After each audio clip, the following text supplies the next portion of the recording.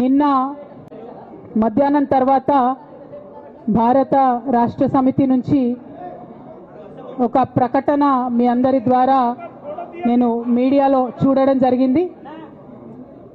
మరి బీఆర్ఎస్ నుండి వచ్చినటువంటి ఈ ప్రకటనలో పార్టీ ఎమ్మెల్సీ శ్రీమతి కె కవిత ఇటీవలి కాలంలో ప్రవర్తిస్తున్న తీరుతెన్నులు, కొనసాగిస్తున్న పార్టీ వ్యతిరేక కార్యకలాపాలు బీఆర్ఎస్ పార్టీకి నష్టం కలిగించే రీతిలో ఉన్నందున పార్టీ అధిష్టానం ఈ విషయాన్ని తీవ్రంగా పరిగణిస్తున్నది.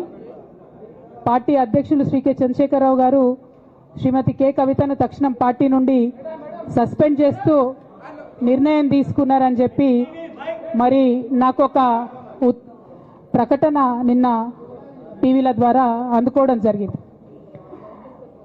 మరి నేను పార్టీ నుండి వచ్చినటువంటి ఈ లేఖలో ప్రత్యేకంగా 2 అంశాల మీద మాట్లాడదలుచుకున్నాను. నేను అక్రమ కేసులు పెట్టి నా మీద తిహార్ జైల్లో 5.5 నెలల పాటు ఉండి బయటికి వచ్చిన తర్వాత నవంబర్ 23వ తారీఖు 2024 నుండి నేను ప్రజాక్షేత్రంలోకి వచ్చి అనేక కార్యక్రమాలు చేయడం జరిగింది. మరి నేను చేసినటువంటి పనులలో మొట్టమొదటిది ఒక బిడ్డ హాస్టల్లో చనిపోతే ఆమెను విజిట్ చేసి, అట్లానే గురుకులాల్లో జరుగుతున్నటువంటి అన్యాయాల మీద మొట్టమొదటి కార్యక్రమం తీసుకొని నేను మాట్లాడినా. ఆ తర్వాత బీసీలకు జరుగుతున్నటువంటి అన్యాయం, కాంగ్రెస్ పార్టీ మేనిఫెస్టోలో ఇచ్చినటువంటి 42% హామీ కోసము పెద్ద ఎత్తున నేను పనిచేయడం జరిగింది. అట్లానే మహిళలకు 2500 ఇవ్వాలని చెప్పి పోస్ట్ కార్డు ఉద్యమాన్ని నేను చేపట్టడం జరిగింది. పెద్దవాళ్లకు పెన్షన్లు పెంచాలని నేను ఉద్యమాలు చేయడం జరిగింది. తెలంగాణ తల్లి స్వరూపాన్ని మారిస్తే అట్లెట్లా మారుస్తారని రౌండ్ టేబుల్ సమావేశం పెట్టినాం. బనకచర్లు అక్కడ కడుతున్నారంటే దాని మీద రౌండ్ టేబుల్ సమావేశం పెట్టినాం. ఓవరాల్గా తెలంగాణ ప్రాజెక్టులు, అందుబాటులో ఉన్నటువంటి నీళ్లు, వీటన్నిటి మీద కూడా రౌండ్ టేబుల్ పెట్టినాం. భద్రాచలం దగ్గర 5 గ్రామాలు ముంపు సమస్య ఉంది, ఎవరు పట్టించుకుంటలేరంటే వాళ్ళని పిలిపించుకొని రౌండ్ టేబుల్ సమావేశం పెట్టి ప్రభుత్వం మీద ఒత్తిడి తీసుకొచ్చే కార్యక్రమం చేసినాం. ముఖ్యమంత్రి గారి సొంత జిల్లా మహబూబ్ నగర్లో భూ నిర్వాసితులకు అన్యాయం జరుగుతుందంటే నారాయణపేట నియోజకవర్గం వెళ్ళి వాళ్లకు మద్దతుగా మేము నిలబడి రావడం జరిగింది. అట్లానే 47 నియోజకవర్గాలలో బీఆర్ఎస్ కండువా బాజాప్తా కప్పుకొని, గులాబీ కండువా బాజాప్తా కప్పుకొని ఎక్కడికి పోతే అక్కడ రావుల చంద్రశేఖర్ రెడ్డి గారిని రిక్వెస్ట్ చేసి భవన్ నుంచి అక్కడ ఉండేటటువంటి బీఆర్ఎస్ నాయకులకు అఫీషియల్ కమ్యూనికేషన్ చేపించి ప్రతి ఒక్క బీఆర్ఎస్ నాయకులకు, కార్యకర్తలకు మాట్లాడి ఆయా పర్యటనలకు వెళ్ళినప్పుడు అందరినీ కలుపుకొని బాజాప్తా గులాబీ కండువా వేసుకొని 47 నియోజకవర్గాలు నవంబర్ 23, 2024 నుండి ఈ రోజు వరకు నేను పర్యటన చేసి అనేక ప్రజా సమస్యల మీద మాట్లాడడం జరిగింది. మరి ఇవన్నీ పార్టీ వ్యతిరేక కార్యకలాపాలు అన్నది నాకు అర్థం కాలేదు. ఎట్లా వ్యతిరేక కార్యకలాపాలు అవుతాయన్నది కూడా ఒకసారి పార్టీ పెద్దలు పునరాలోచించుకోవాలని చెప్పి నేను రిక్వెస్ట్ చేస్తూ ఉన్నాను. అదేవిధంగా మరి బీసీల కోసం నేను పోరాటం చేస్తుంటే అట్లెట్లా మాట్లాడుతుంది, ఇట్లెట్లా మాట్లాడుతుంది, పార్టీకి వ్యతిరేకంగా మాట్లాడుతుంది. అరే, నేను కాంగ్రెస్ పెద్దల మీద ఒత్తిడి తీసుకొస్తుంటే బీసీలకు 42% అమలు చేయాలంటే ఏది పడితే అది చిల్వల్ పల్వల్గా నా మీద రాపించడం, ప్రచారం చేయడం, చాలా దారుణమైనటువంటి పనులు పార్టీలో ఉన్నటువంటి కొందరు పని కట్టుకొని, కత్తి కట్టుకొని నా మీద చేయడం జరిగింది. అట్లానే నేను ఒక మాట ఏమన్నా, సామాజిక తెలంగాణ సాధన కోసం నేను కట్టుబడి ఉన్నా అన్న. దానిలో తప్పేముంది? అసలు నాకు జన్మనిచ్చినటువంటి నా తండ్రి, ఈ ప్రాణాన్ని భిక్షగా ఇచ్చినటువంటి నా తండ్రి, ఆయన చిటికెన వేలు పట్టుకొని నేను ఓనమాలు నేర్చుకున్న ఉద్యమాలు ఎట్లా చేయాలని, ఆయన చిటికెల వేలు పట్టుకొని ప్రజలంటే ఏంది, ప్రజా సమస్యలు అంటే ఏంది, ఎందుకోసం దాని మీద గలమెత్తాలని చెప్పి నేను నేర్చుకున్నా. ఆ నాయకుడి స్ఫూర్తిగానే నేను సామాజిక తెలంగాణ మాట్లాడినా. భారతదేశం మొత్తంలో ఇన్ని రాష్ట్రాల్లో ముఖ్యమంత్రులు అయితే 75 ఏళ్ళ స్వతంత్ర భారతదేశం, 79 ఏళ్ళు స్వతంత్ర భారతదేశంలో దళితులకి 3 ఎకరాల భూమి ఇస్తా అని చెప్పినటువంటి ఏకైక గొప్ప నాయకుడు కేసీఆర్ గారు. ఆయన దగ్గర నుంచే కదా నేను సామాజిక తెలంగాణ ఎజెండా నేర్చుకున్నది. బీసీలకు ఎవరు వృత్తి పనిదారులు ఉంటే వాళ్ళకి చేయూతనిస్తా అని చెప్పినటువంటి ఏకైక ముఖ్యమంత్రి కేసీఆర్ గారు. చెప్పినట్టుగా డబ్బులు ఇచ్చిండు కూడా, ప్రతి కులాన్ని కాపాడుకునే ప్రయత్నం చేసిండు. అది కాదా సామాజిక తెలంగాణ? నేను మే 1 నాడు లేబర్ డే రోజు మాట్లాడితే దాన్ని చిలువలు పలువలు చేసి సామాజిక తెలంగాణ పేరుతోని కవిత పార్టీ పెడుతుందని చెప్పి నేను నిన్న చెప్పిన ఇద్దరు పేర్లు పని కట్టుకొని నా మీద దుష్ప్రచారం చేసిండ్రు. నేనేమైనా తప్పు మాట్లాడినా? బీఆర్ఎస్ పార్టీ వ్యతిరేకమా సామాజిక తెలంగాణ నినాదానికి? బీఆర్ఎస్ పార్టీకి సామాజిక తెలంగాణ అవసరం లేదా? భౌగోళిక తెలంగాణ వస్తే సరిపోతుందా? బంగారు తెలంగాణ కావాలని కేసీఆర్ గారు ఇచ్చిన నినాదమే కదా. బంగారు తెలంగాణ అంటే ఏంది? హరీష్ రావు ఇంట్లో బంగారం ఉంటే, సంతోష్ రావు ఇంట్లో బంగారం ఉంటే బంగారు తెలంగాణ అవుతుందా? కాదు కదా. ప్రతి ఒక్క సమాజం బాగుంటేనే బంగారు తెలంగాణ అవుతుంది. నేను అదే కదా మాట్లాడినా.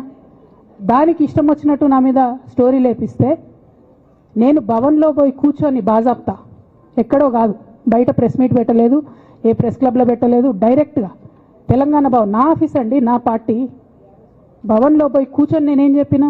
నా మీద కుట్రలు జరుగుతున్నది, నా మీద విషప్రచారం జరుగుతున్నది అని చెప్పిన.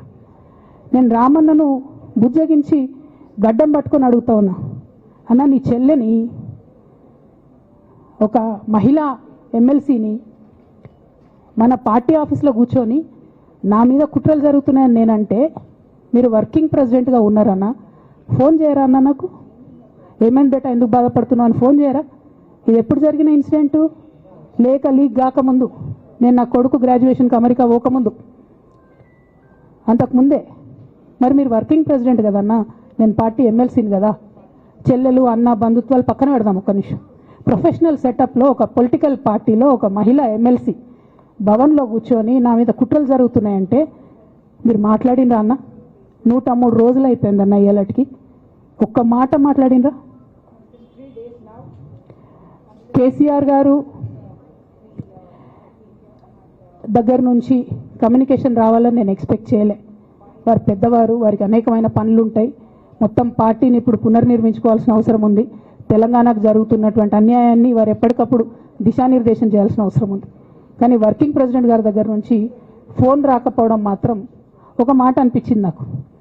నేను కేసీఆర్ గారి బిడ్డను, నేను కూర్చొని ప్రెస్ మీట్ పెడితేనే రెస్పాన్స్ రాలేదంటే మరి ఇంకో మామూలు మహిళా కార్యకర్తకు బీఆర్ఎస్ పార్టీలో మన అన్యాయం జరిగితే రెస్పాన్స్ వస్తుందా? నాకైతే అనిపించలేదు. వస్తుందేమో నాకు తెలియదు. కానీ నేను ఒక మాటకు నాకు సంతోషం అనిపించింది. నాకు నోటీస్ రాగానే అక్కడ మహిళా ఎమ్మెల్సీలు కూర్చొని, మహిళలందరినీ కూర్చొని, ఫస్ట్ టైం అనుకుంటా భవన్లో 5 మహిళలు కూర్చొని ఇండిపెండెంట్గా ప్రెస్ మీట్ మాట్లాడింది. చాలా సంతోషం. ఇటువంటి అంతర్గత ప్రజాస్వామ్యం రావాలనే నేను కోరుకున్నా. మహిళలకు, ఎస్సీలకు, ఎస్టీలకు, బహుజనులకు కోటరీల అడ్డంకులు లేకుండా యాక్సెస్ రావాలి. అది మైక్కి యాక్సెస్ రావాలి, బాస్కి యాక్సెస్ రావాలనే నేను అనుకున్నా. అది జరిగింది, చాలా సంతోషం. నన్ను సస్పెండ్ చేసినాక అయినా పర్లేదు, కానీ జరిగింది. నిన్న మహిళలందరూ కూర్చొని మాట్లాడి నేనేమంటున్నా అంటే, కేసీఆర్ గారు, కేటీఆర్ గారు, నేను, మా కుటుంబం, మాది రక్త సంబంధం. పదవులు పోతేనో, పార్టీలకు వెళ్ళి సస్పెండ్ చేస్తేనో పోయేటటువంటి బంధం కాదు.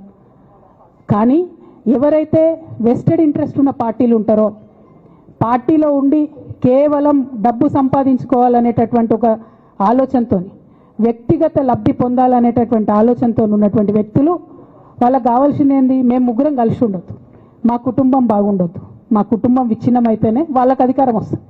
దాంట్లో భాగంగా ఇవాళ మొదటి స్టెప్పు నన్ను బయటేసిరు పార్టీలోకి వెళ్ళి.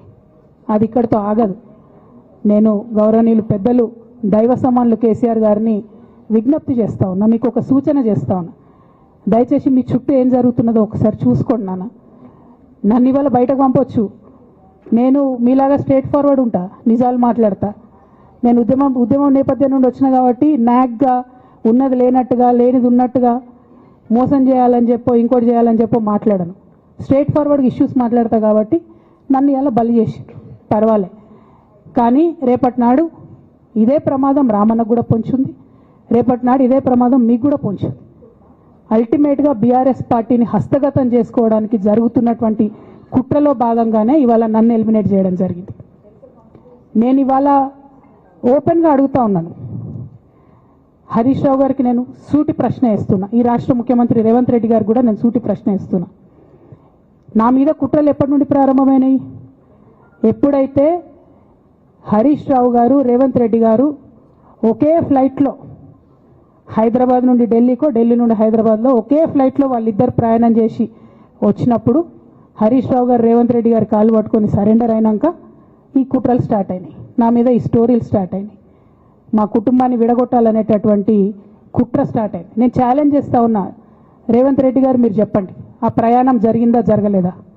హరీష్ రావు గారు మీరు చెప్పండి, ఒకే ఫ్లైట్లో మీరు రేవంత్ రెడ్డి గారితో కలిసి వచ్చిండ్రా రాలేదా? ఆ తర్వాత నుండే నా మీద ఈ కుట్రలు జరుగుతున్నాయా లేదా? సరెండర్ అయింది మీరు. ప్రతి ఒక్క విషయంలో దాదాపు ఒక 7-8 ఇష్యూస్ ఉన్నాయి, ఇన్సిడెంట్స్ ఉన్నాయండి. అఫీషియల్ పిఆర్ఓ ట్వీట్ చేస్తాడు, Congress party official PRO tweet చేస్తాడు, ముఖ్యమంత్రి గారు పిఆర్ఓ, ఈ పాల వ్యాపారంలో అవినీతి జరిగిందని.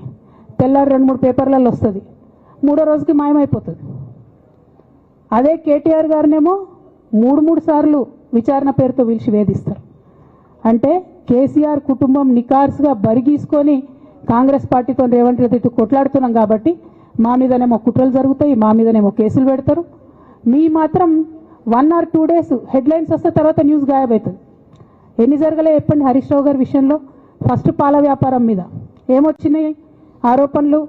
ఆనాడు బీఆర్ఎస్ పార్టీ గవర్నమెంట్లో SC ST BC హాస్టళ్లకు Harish Rao గారి పాల వ్యాపారం నుంచి పాలు సప్లై చేసిరనే ఆరోపణలు అయోధ్య రెడ్డి గారు ట్వీట్ చేసిరు.